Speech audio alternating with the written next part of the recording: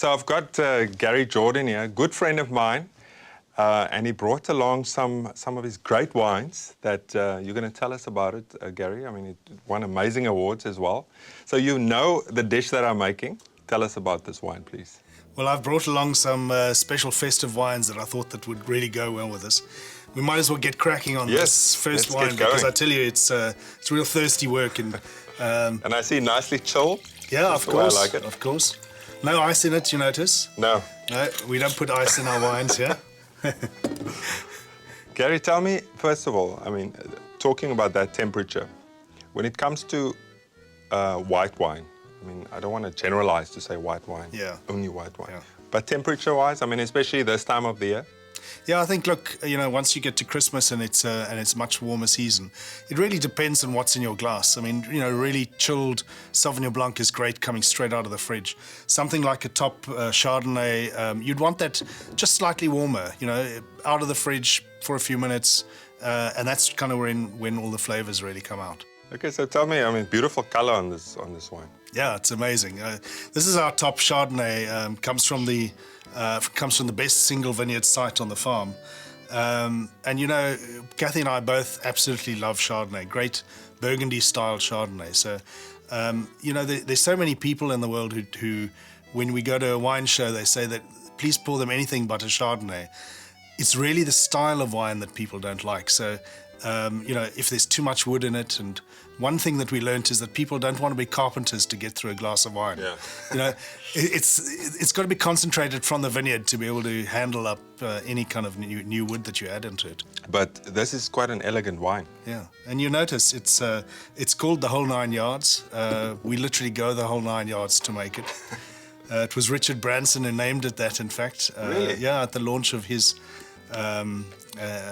game lodge out in the, out in Mpumalanga, telling the guests all about things. In fact, I've got some of it here in the mystery box for you that I'll show you in a few minutes. I want to see that. I want to see and what's you're going in to there. put you to test too as well. Oh, is there a test for me? Exactly. Are we getting serious? But, you know, the geology is just completely different in this area. And, I mean, the flavors that you get on that matched with that perfect French oak, it really, I think, goes well with the dish. Tell us about the red wine. I mean, you brought me a red wine as well. Yeah, I did. Yeah, let's get on to it. Cobbler's Hill. I'm going to open it, actually, just so that we can let it breathe and do a little bit of a taste test on it. Cobbler's Hill? Where does that name come from? Yeah, you know, before, I haven't always been a geologist, and we haven't always been in the wine industry, but my great-great-grandfather started the shoe industry in South Africa. So from Jordan shoes to Jordan juice. I think my dad had always said that, you know, for years we as kids walked around barefoot, and he'd always paid too much for wine, so something had to change. But I'd always had rocks in my head and became a geologist. And then the opportunity came of buying up this sort of derelict farm in Stellenbosch, which we then that we completely renovated and literally you know, sort of put Jordan on the map. 21 years of making wine now, 32 vintages of growing grapes. Listen, I mean, that's just amazing. First of all, I want to go back to Jordan shoes. I mean, I remember the jingle way back. That's right. It was the soft shoes, I think, that did the ad for us. Yeah. And in fact, in those days, Mornay du Plessis was our sales manager. Really? Yeah. Jeez, I mean, when and you're not really still involved with the company, are you? No, it was passed on from father to son, you know, over a few generations, and now it's sort of become part of a corporate group. So the family no longer control it. Yeah, but I mean, a proper South African brand, isn't it? And now you've moved on to wine. Yeah, and I think, you know, the bouquet of old wines, as my dad always said, is much better than that of old shoes. So, Exactly. So it's a much more fun drink than... And hopefully it's not a very leathery red wine, this, eh? No. I mean, this wine also decorated, isn't it? I mean, won major awards. It's, over its life, I think, has won many of the top awards within the South African wine show scene. But just recently now in London was awarded the top blended red wine, so the Bordeaux blended wine, amongst all the international wines, and this is quite I suppose, a bucket list for winemakers of, a must-win award before you die. We have to cheers on that, Gary. I join you there. That's a massive Cheers, achievement. man. Well done. And so at the International Wine and Spirit Competition, this is the top blended red wine. Great for South Africa because I think it's the first time in history now that any producer has got a white and a red wine from the same vintage that's been decorated with this highest honor. So, and because you're in control of your own destiny, growing your own grapes, in this wonderful surrounding, it means that you've got an edge on many other producers. Give me Particularly when you see what I've got for you in the mystery box. Okay, I can't. I need to know what's in Okay. there. Tell me. This is your mystery box. It's kind of heavy. It's in a wine box. It is. Aha. Wow. Okay, so Look yeah, at so, this. so take that one out first. That's Where does this come from? That's your first ingredient for making really great wine.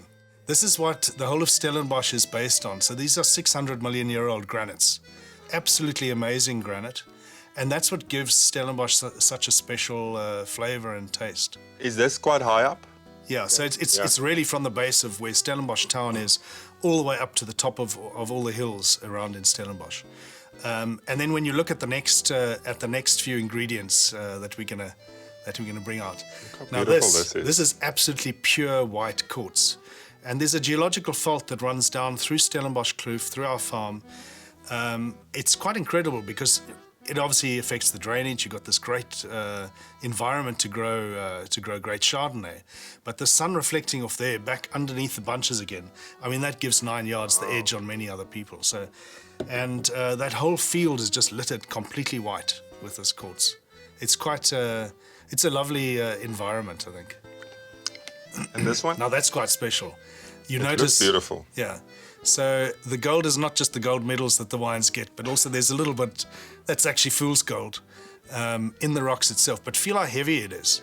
And you can feel the minerals in this area. So that breaks down into these deep red clay loam soils, which is where this Cobbler's Hill special red blend comes from. Completely different geology. One on one side of the hill, so, the one on the other. Well, Gary, I'm gonna have to make up my mind. You curious? Which one do you think I'm gonna go for? You know, the elements in the plate I think would go fantastic with the Chardonnay. There's also elements that I think would go amazingly with the red. The red is young. Yeah. Maybe if it was an older vintage, I think it would have worked well. So I'd be keen to see what your idea would be. Gary, for this time of the year, I'm gonna go for the Chardonnay. Yeah. I think it's a fantastic wine. I mean, it goes beautifully with a quail. Like you said, it cuts through the richness of that pork as well. I can have the red wine any day, but for me, it's the Chardonnay. You're not surprised by that, huh? No, I'm not. That's why I said there's so many elements in the plate would go really well with the Chardonnay. It's a good choice.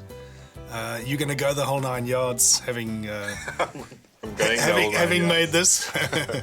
Thanks, Gary. Yeah, cheers, man. It was great. Great.